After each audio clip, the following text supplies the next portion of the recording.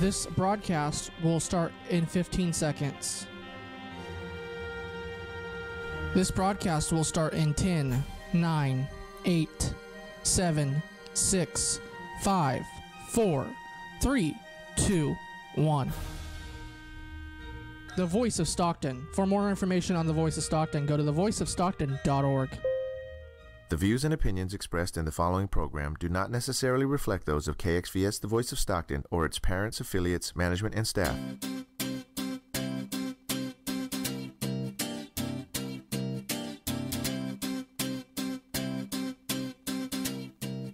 Hello, this is Darius, Oliver, Divine Numerologist. We are live on KXVS, Voice of Stockton.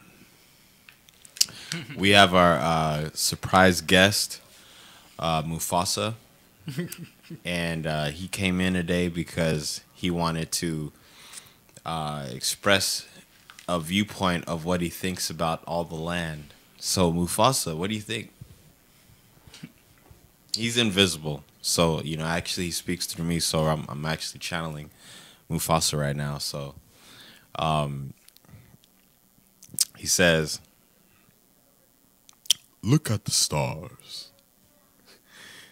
All that you see is our kingdom." That's right, Mufasa. Thank you for your take on that. What do you think about astrology?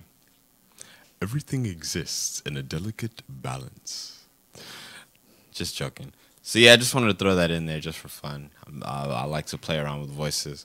But we got some good stuff today for you guys. We got I'm talking about The Power of the Subconscious Mind. It's a book called released by Joseph Murphy a really long time ago.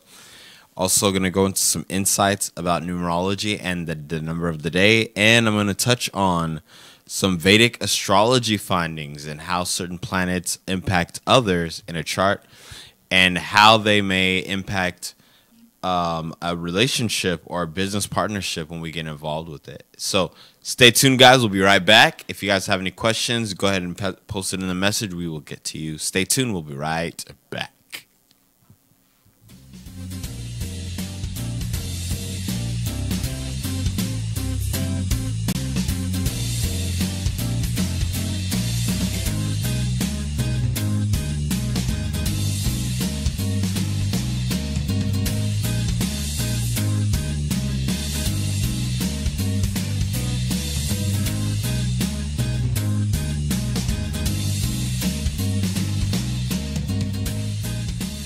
You're listening to KXVS on 92.1, coming soon. You're listening to the Voice of Stockton on KXVS.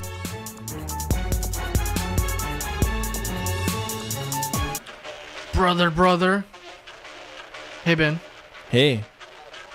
Tell me about this awesome podcast / radio show. Watching from ringside? That one, yes. Yes. Where we do great impressions like... Now that you're going to do your Macho Man, okay. Oh, ooh, yeah. Or, I'll tell you what. What? Or, hey, baby. I can't do... I'm trying to do my Dusty. Baby. Hey, baby. How you doing, baby? How you doing? I'll tell you what, baby. Wrestling, watching from ringside. Is that you? That's me, baby. Live and in living color. Only on KXVS, baby, the Voice of Stockton. So people in the Facebook, YouTube, and Periscope land are tune in any way you want to, because we are watching from ringside. All day, every day, only on Friday, and maybe Saturday too. Sometimes on a Sunday, because they got them special shows. Know what I'm talking about, baby? Stop stealing my gimmick. But yeah. Ben, let's get into all seriousness. This is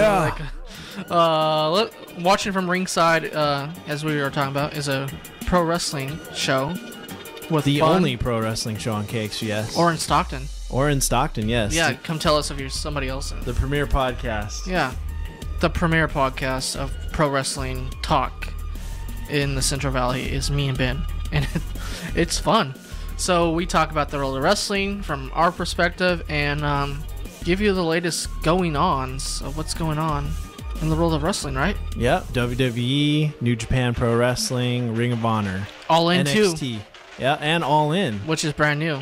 Brand spanking new. So we're Could change the face of wrestling as we know it. We're gonna break down all of that throughout, well, whenever we have a show. So I'll tell you what, Ben. What?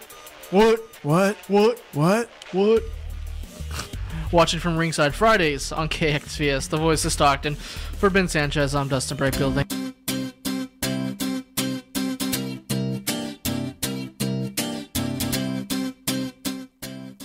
Hello, we are back. Darius Oliver with Divine Numerology. Today is the 24th of August. So I'm going to touch on the number of the day. And the number of the day is the 24th, so we have the number 2, which rules relationships, it rules collaboration, cooperation, and balance, and getting along with other people, balancing relationships with other people, and mutual support, feeling supported, receiving supported from all different types. Then we have the 4 energy, which is all about structure and stability.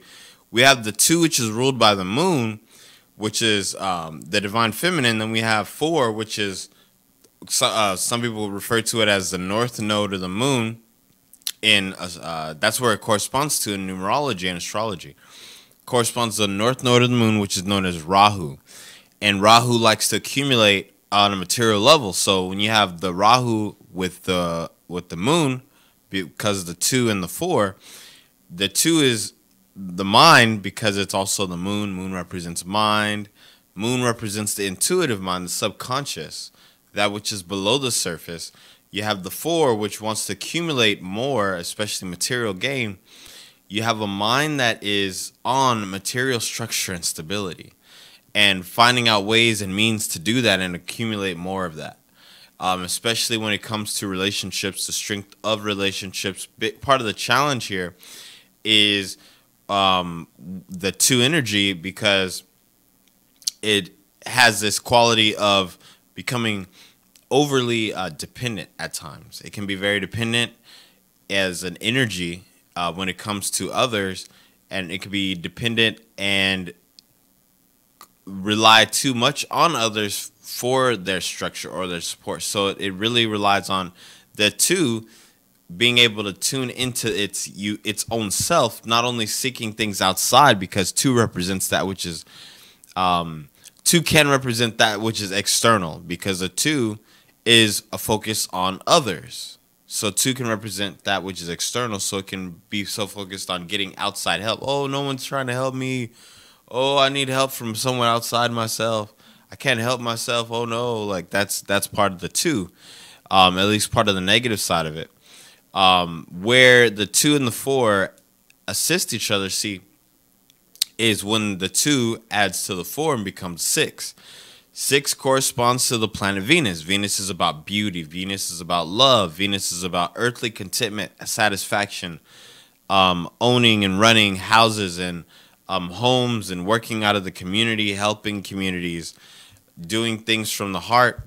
When you have this 2, this relationship that's focused on a relationship focused on structure, we have a really great managerial number. People born on the 24th can make very good managers. Because the 6 energy is there, that 6 energy of Venus, it's going to be a manager, but it's going to be a nurturing type of manager. It's going to be the one that is more in line with, hey guys, let's do this as a team. I understand that, this is what you're working on. We can do it if we work together. That is what the 2 what the 2 numbers, the 2 and the 4, adds up to create with the 6. So that is a little bit about the number of the day and that frequency. When we take a look at the 24 and how it relates to the tarot, we find that the 24th card in the tarot is actually the Queen of Wands. Queen of Wands is known as one of the best witches in the deck. And if you look at the card, she actually has a black cat to her right on at her feet. And reason why the Queen of Wands is because the Queen represents the element of water. in the tarot. Wands represents the element of fire. So we have the combination of water and fire mixed. What do they create? Steam. Magic. But it's also, water is emotions. Water is passion. Fire is passion. So if you have water with fire, imagine if you have water that's boiling. So this can be a woman that has fiery emotions at times, or a woman that has a very calm way of expressing ambition.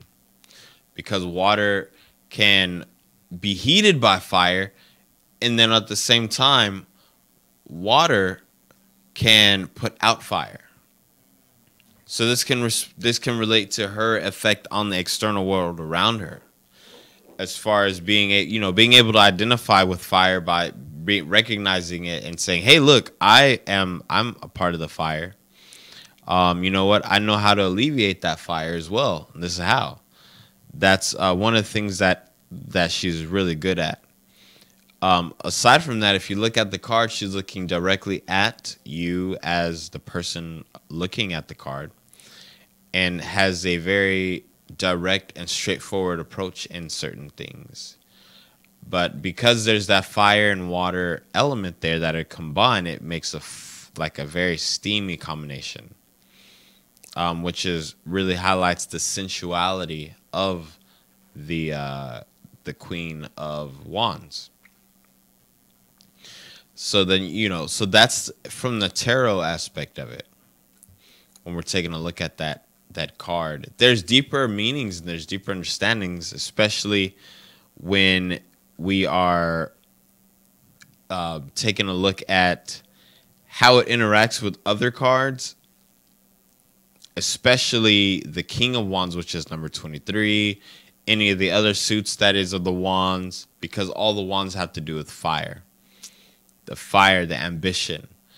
And that being the number of today, it's so interesting because, going around, I don't know how everyone is feeling exactly today, like individually, but a lot of people today that I've come across are more on a relaxed, laid back type of vibration. I've been to a few places today, and that's kind of the energy of today. It's just kind of relaxing. 6 is that type of energy. It's like, hey, it's like home. It's like easy. That's the energy of 6. Let's nurture each other. Let's give hugs and be a family. But at the same time, those are the positive aspects of the 6. There's also negative aspects of the 6. 6 can represent love, but 6 can represent hate. It can represent jealousy. It can represent enviousness. It can represent overly being perfectionist. So the 6, while it carries many good qualities, it can carry those harmful qualities. It can put way too much emphasis on the material things, which totally leave out the spiritual aspects, which is so ironic because the Queen of the Queen of Wands in the tarot would make the best witch. And that's because of her ability to balance both sides of the fire and the water, which are the direct parallel.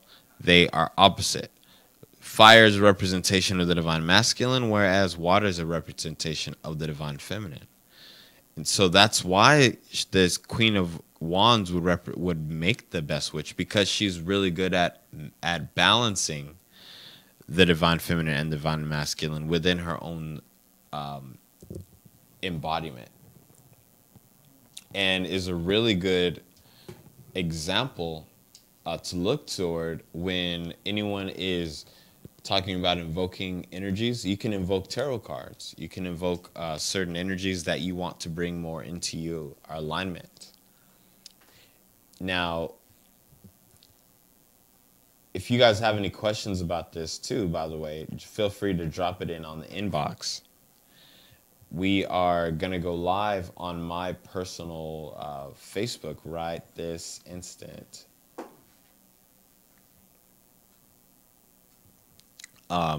We got a question from Edward Heitman. Yes, thank you very much. So I'm learning a lot today, especially when you're discussing tarot cards, particularly wands and its association and whatnot. I'm vaguely familiar with tarot cards. My mom, she used to have her own deck back when we had our own place, but she'd never read my fortune because she was always afraid of a bad outcome or whatnot. And for the most part, I'm familiar with most of the face cards, the Fortune, Fool, Hierophant. I'm not particularly familiar with what they mean specifically, but I've heard of them. But what I don't really know anything about are the other cards, the cups, wands, coins, whatnot. Would you mind explaining like a small crash course on what they represent by any chance? Yeah, man. Which one would you like me to start with? Well, since you talked about the wands a little bit, could you explain to me about the cups? So in the tarot, the cups represents the emotions. Cups represents how we express emotion, also intuition, anything that enables us to see beyond that which is the eyes. It is a number that indicates partnership, relationships. It represents hopes and dreams at times. Depending on the number that the cups comes with, that is what particular area of the life or of the person that it is involving. For instance, Ace of Cups represents a new beginning in a relationship, possibly. Two of Cups. See, anything anything in the tarot associated with the number 2 deals with the energy of 2, which is cooperation and balance and blending of more than one thing. So if you have 2 cups, you have the element of water focused on the element of water, 2 of cups. But the cups in this situation is a romantic type of energy. It's like combining that. So you have 2, which is the energy of the relationships, with the cups, which is, again, relationship. But it's not only that. It's also business. It's also anything that a person can be in partnership with. Cups, so that's one of the things that cups relates to. Then you have the next suit after the wands. It's the swords. Mm-hmm. In the tarot, the swords represents the mind, the intellect, the element of air, the wind. And whenever you come across that, it's talking about something that is clearing your thinking, your ability to think and process. The sword is the symbol of that suit. Sword represents communication. When you've probably heard, the tongue is like a 2-edged sword, a double-edged sword. Yes. With the tongue, a person can cut down an entire forest. Very powerful, right? Yeah, that's a good quote right there. Yeah. Yeah. And that's because the tongue can be very sharp. Mm-hmm. But another thing too is that the sword it's a utensil, it's a tool, it's a weapon that we use with our hand, and it's pictured to illustrate thought, clear thought, right? You can use a knife or a sword to carve something in wood. Mm-hmm. You can also use a pen to write your thought down on paper, which is also wood. Okay. And so how the suit of the swords correlates with numerology, the number 3 represents the element of wind. So since 3 represents the element of wind, we see not just wind, but also intellect, the mind. 3 is the Trinity. 3 is expression. 3 is sensitivity. So the energy of 3 plays along in harmony with the suit of the swords. So here's the thing. Whenever we see this number 34 is specifically known as the writer's number, the writer's vibration. Whenever I see that number in the chart, when I'm doing a deep reading on somebody, that tells me, hey, they need to write a book, or they wrote a book, or they're writing a book. Okay, interesting. That's what that tells me. And a lot of times when I find that, I say, hey, look, did you do that? They're like, yeah, man, I wrote a book. How'd you know? And I say, look, we have the writer's numbers right there. Well, why is it the writer's number? That's because we have the 3 energy, which is the wind, the mind, the intellect. What's the suit of the intellect and the mind? It's the sword. Mm-hmm. Another version of the sword is the pen. The pen is stronger than the sword. You ever heard that? Yeah. And actually, it's something similar. It's like more battles have been won with the pen than have been fought with the sword. Yeah. Something along those lines. And that's because the pen can be used to convey thought. And a book can be written thousands of years ago and be used as a conquest to dominate thought. Yeah. Whereas a sword will win one battle within the lifetime of the person that uses it. Okay. Right? So there's so many different ways that you can blend this. So many different ways that this can be applied. So you have the suit of the swords, then you have the suit of the pentacles. And the pentacles, that's the final suit in the tarot, and it's the star, right? It's the 5-pointed star. Yeah. And it's in a circle. So you got the suit of the pentacles. That's the element of the earth. Okay. It's so interesting that there's 4 suits in the tarot, which correlate to the first 4 numbers. 1 is the fire, and that's also ruled by the element of fire, and that's the wands. 2 is the cups, water, emotions. 3 is intellect, wind, the swords. Earth is 4, which is structure, stability, process, and order. That's pentacles. So whenever we see pentacles, some tarot cards, some decks print it out as the coin, right? So a lot of times they'll associate that with money. Because whenever you get that card in a reading, that's indicating something related to an issue on the material level. Yeah. And that can be related to financial aspects. It could be related to relationships, even material relationships, business partnerships. So depending on where they're placed and how they appear, it's going to show up, especially the number that comes with it. There's the numbers 4 and 8 are both numbers that correlate to earth energy. So those particular vibrations, when they're associated with the number 4, adds emphasis to it. Whenever you see 444, that's an angel number letting a person know, hey, look, you're dealing with something on the material level that we angels or universe or beings that are observing your situation or challenge may have a better perspective of and be able to help you to find a solution to it. In order to get out of this particular material rut that you may be experiencing, it's inviting the person observing that 444 pattern to invite the angels or their guides or their spirit team into the situation so that it can help alleviate and find a solution to that. Okay. Interesting. Yeah, the reason why they send those messages is because humans have free will. Yeah. Having free will, those angelic beings, the extraterrestrials, whatever a person subscribes to, recognize this free will, and they understand that they don't intervene unless they're invited to. That's why. It's kind of like, hey guys, look, I'm going to send you this pattern until you get it. Get the idea that, you need to ask. You need to invite us to assist you. And that's what I would have to answer that question about the different suits in the tarot. Thank you very much. I've been wanting to know for quite a while, and you basically answered that question pretty well. Thank you very much. Yeah, man. And those 4 suits use 4 different symbols. Okay. The first symbol is an upside-up triangle for the fire, for the wands. Okay. The second symbol is an upside-down triangle for the water and the cups. Okay. The third symbol is an upside-up triangle with a line through it for the air, the wind, the swords. Then the fourth is an upside-down triangle with a line through it for the earth and the pinnacles. Okay. So it's up, down. Literally, that is the symbol for the different suits. Okay. The different elements. Neat. And yeah, go ahead. I was just saying I never noticed the structure there.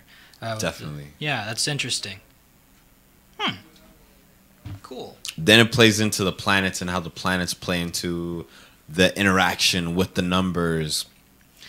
Yeah, I was a little curious about that. How exactly do the planets interact with the numbers and whatnot?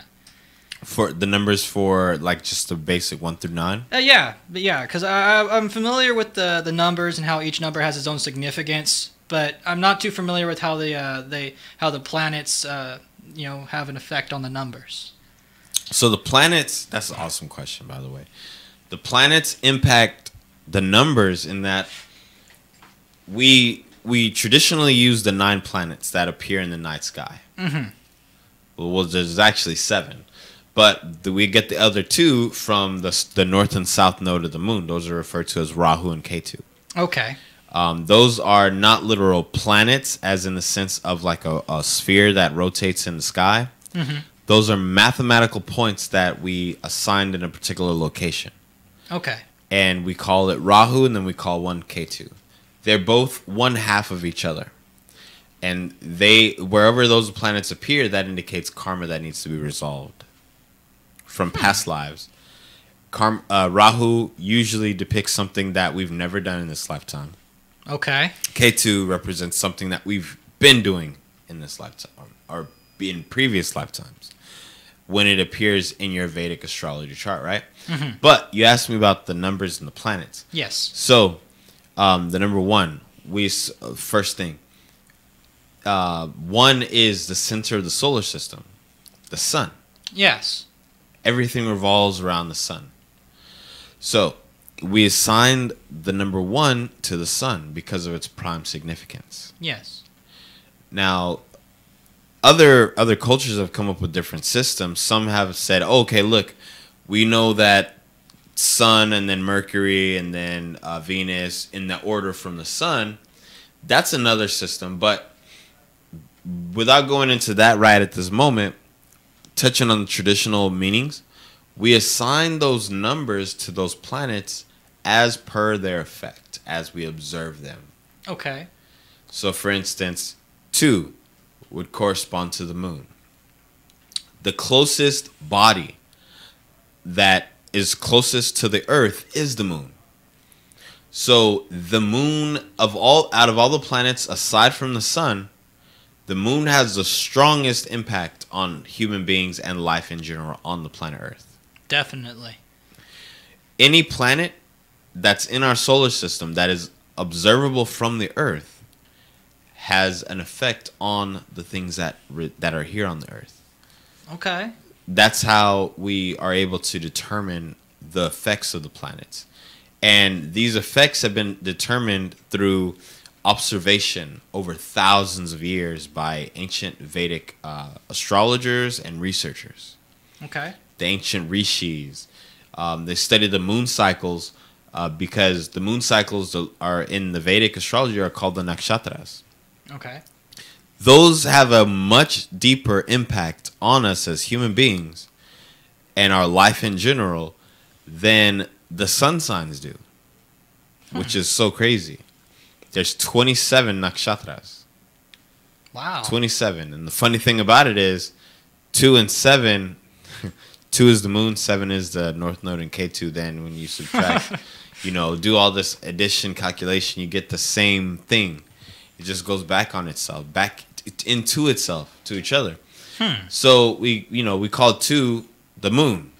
The moon affects us unconsciously, subconsciously. And 2 represents the unconscious mind. 3 is Jupiter. 3 is the guru. Guru literally means light, darkness dispeller. Someone who erases darkness so that you can see clearly. 3 represents expression, sensitivity. Because we assign it to Jupiter, it carries on that vibration of that 3 energy. 3 carries the energy of Jupiter. 4 carries the energy of Rahu. We assigned it to that based on the observation of what Rahu pursues. Based on the observation of what Mercury, the planet, pursues, we assigned it the number 5 because Mercury is associated with communication, travel, movement, flow, motion. 5 is also carrying similar traits. Then you also have 6. We assign that to Venus. Mm-hmm. Then you have 7. We assign that to Ketu, the south node. 8 would be Saturn. 9 would be Mars. all these different numbers that are assigned to the planets carry the qualities and attributes of the planets. Wow. So that's one of the secrets to understanding compatibility. If you understand the compatibility of the planets and why this planet gets along with this planet, it will help you to understand the nature of the numbers. And if you understand the stories behind the planets, you'll understand Vedic astrology. The key to understanding numerology and the key to understanding Vedic astrology and astrology in general is to understand the planets and how they interact with each other. And then understand the signs and how the signs play into each other as well. That's really the key. Okay. Interesting. And what's really cool is, because you asked me about the tarot originally. Yes. Now, with the tarot, each card in the tarot is assigned a particular planet. Really? Yeah. And so, for instance, not just the planet, but each card in the tarot is also associated with a zodiac sign. I didn't know that either. Like, for instance, the 42nd card in the tarot, which is known as the Two of Cups, what we were talking about earlier, is associated with Pisces, Cancer, and Venus in Cancer. Interesting. So it's associated with that. Either Venus in Cancer or Venus in Pisces, but it's Venus in a water sign. That's the point. I'll have to get back and find the exact one. But that each one of them carries a particular significance and association in the zodiac. For instance, the first card in the tarot, the Magician, after the Fool, which is 0, but the Magician is ruled by Mercury, which is why the planet Mercury is also known as a planet of magic that influences magic, the ability of the magician. Mercury literally means intellect and intelligence. Interesting. It comes from the word Buddha, right? Yeah. Buddha literally, he's the sacred teacher, the being that attained that enlightenment. But the word Buddha itself literally just means intelligence. In fact, if you go to Hindu or someone in Vedic astrology, they don't call it the planet Mercury. They call it Buddha. That's what Mercury is called. It's called Buddha. Wow. That's interesting. Yeah. I didn't know that. Jupiter is not called Jupiter. They call it Guru. Guru. Yeah. Venus isn't called Venus. It's called Shukra. Shukra. Saturn is called Shani. The moon is called Chandra. Each planet has its own, like, a completely different name. Even the sun is called Surya. It's not called the sun. Wow. That's... I didn't know about that either. I didn't know about any of that. That's cool. And so then it goes, man, dude, it goes in so many different levels, so many different areas. Because not only do you have the planets and the different names that they carry, but in our language, in English, we have like the artificial names that we call it, like, sun, Yeah. Jupiter, Venus, all these things. Yeah. But the actual Sanskrit name that they go by in the original language in Hindu or the Middle East, those languages, they actually carry a specific vibration. Vibrations. Yes. And these vibrations can be activated by the use of what they refer to as mantras. Mantras. I've Yes. heard that. I've heard that word floating around a bit. Yes. Yeah. A lot of people have different viewpoints of what a mantra is. Yeah. Like, a mantra can be something that you repeat to yourself. It can be positive or it can be negative. Which is, it makes all the difference in the world. If you have a bunch of negative mantras, then you're attracting and creating a lot of negativity in your existence. Yeah. The universal law of attraction. Exactly. That's where the mantras play in. That's how they work. So the mantras, you're actually using the mantras in association with certain planets. It can also activate the numbers associated with the planets. and it can activate the energy that is radiating from the planet so that you can receive the beneficial aspects of the planet itself based on that number. Not just based on the number, but when you get into Vedic astrology, then it's being influenced by the planet that you're being ruled by. You may know that you happen to be in a personal 1 year, which is all about new beginnings, new starts, fresh beginnings, and things like that. But also understand that you're being ruled by a particular planetary movement at that time. Say, for instance, you're in a planetary movement of Mars. Mars is the warrior. Mars is the fighter, the battler, and it gets things done. It's the accomplisher. It's the chief of the soldiers. It rules the day Tuesday, right? Really? Yeah, Mars. I was born on a Tuesday. Oh, nice. But anyway, you listen. You'll notice you'll feel the one energy from that year. But you experiment. I'm telling everybody to experiment with this stuff. You experiment with that, with those mantras, and you will feel over a period of time. Just experience what you experience. I'm gonna tell you, go into it without expectation and just try it and see what you get.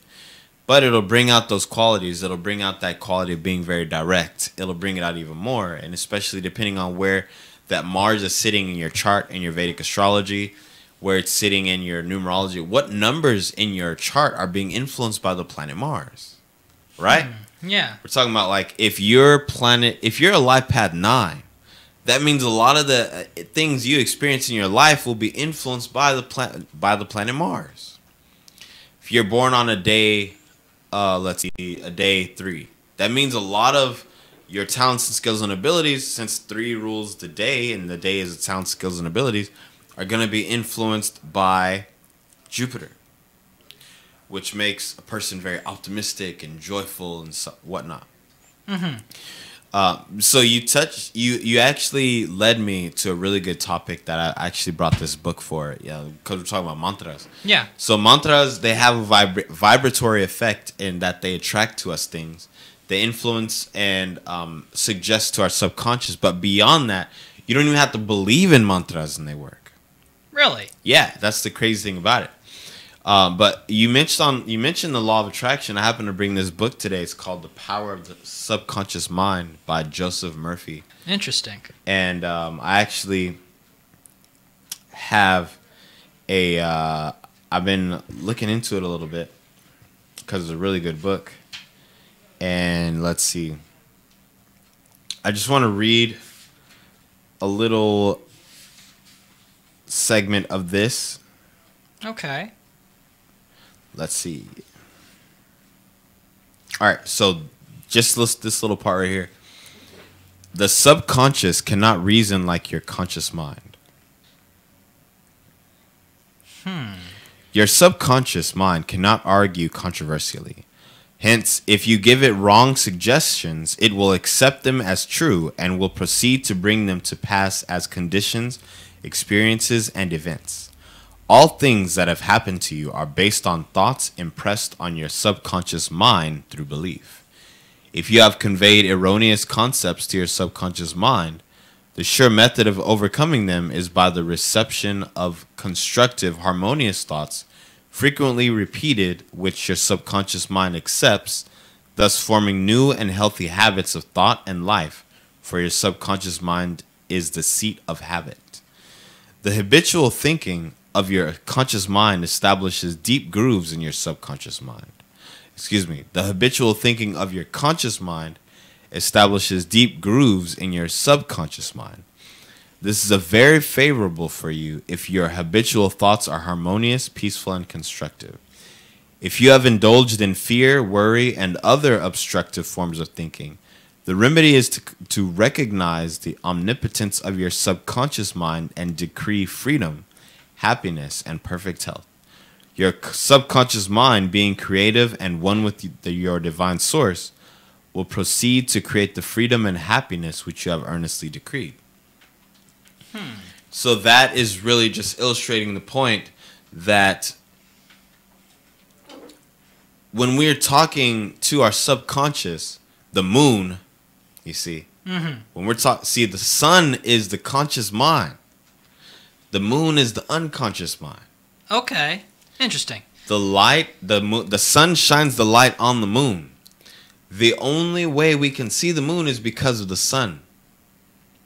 The tricky thing about it is the moon doesn't tell us where it gets its light. Neither does the sun.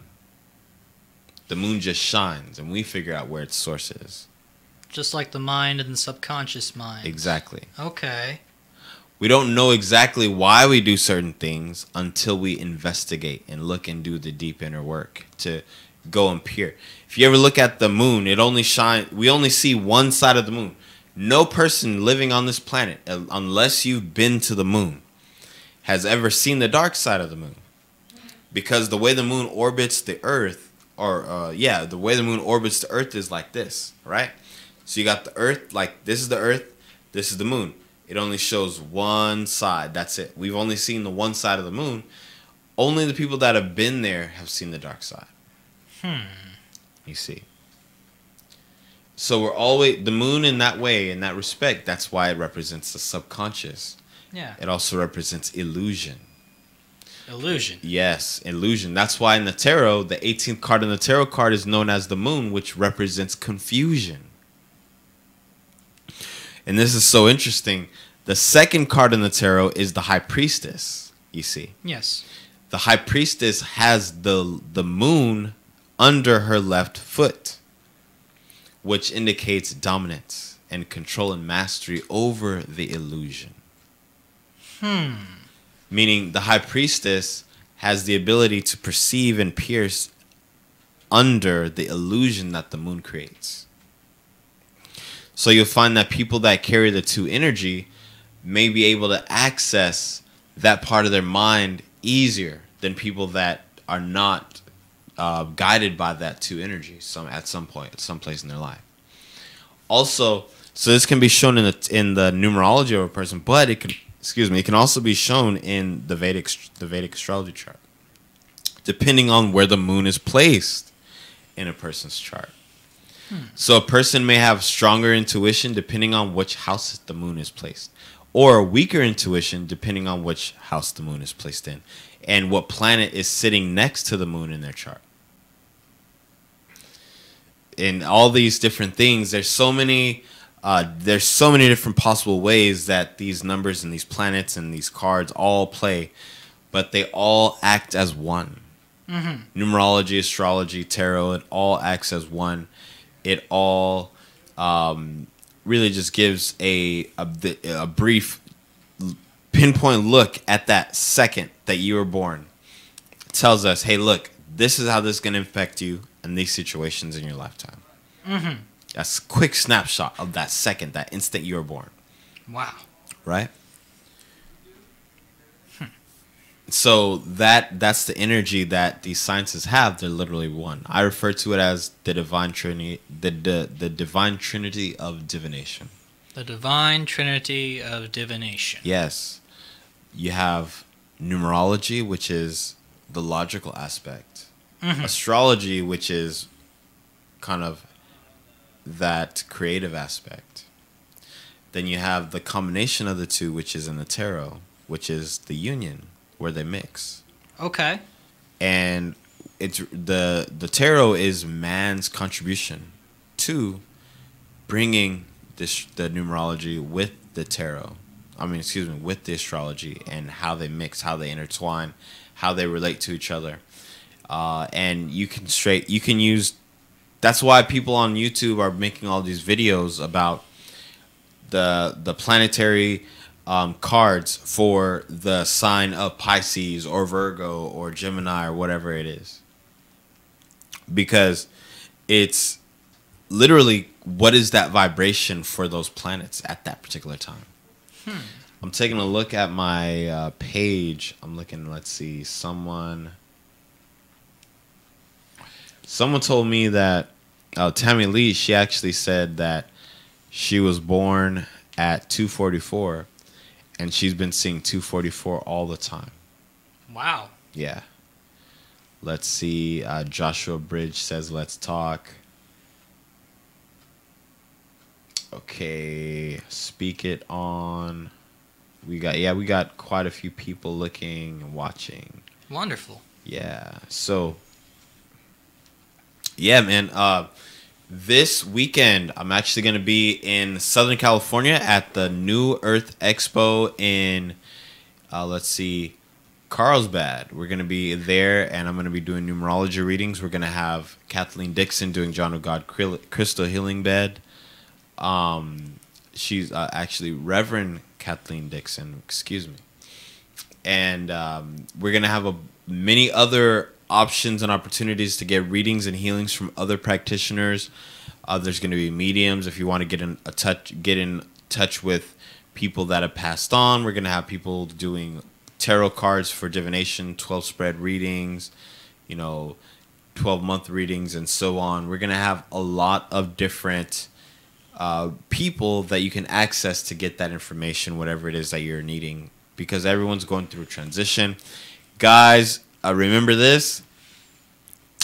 So that's where you'll be able to find me this weekend. Hopefully you guys are in the Southern California area. You'll be able to catch me. You guys have any questions for me, my number is 209-898-4103. That's 209-898-4103. If you guys want a numerology reading and you want me to break down your chart in depth and combine it with the tarot, combine it with the astrology, combine it with the numerology, and see where we go into that, we can do that. Give me a call or message me. I look forward to working with you. Just to let everyone know, we have been in Mars retrograde since June 27th. We're about to go off. The show's about to go off, but I want to put this little thought in.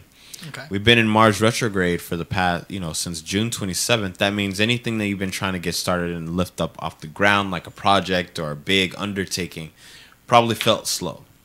Mm-hmm. May have felt like, oh man, I don't really feel like doing it. You didn't feel like that fire or whatnot. Well, we know that school's about to start for a lot of people. We know that a lot of things are about to start beginning. Mm-hmm. Mars goes direct on the 27th of this month of August, right? Today's the 24th, so in 3 days, Mars goes direct. So there's going to be more of a forward-moving direction, more of a forward-moving, ambitious, basically things getting back on track the way that they're supposed to be. If things have been kind of out of whack between June and this time, that may be the case. Not that we externalize our power and give it to the planets in all those situations, but it just helps us to take things a little bit less personally at times, to be aware of those things. So, just without further ado, I want to thank you guys, everyone who's tuned in. This is Darius Oliver, Divine Numerologist. You all have an awesome weekend. Look forward to hearing from you. Peace.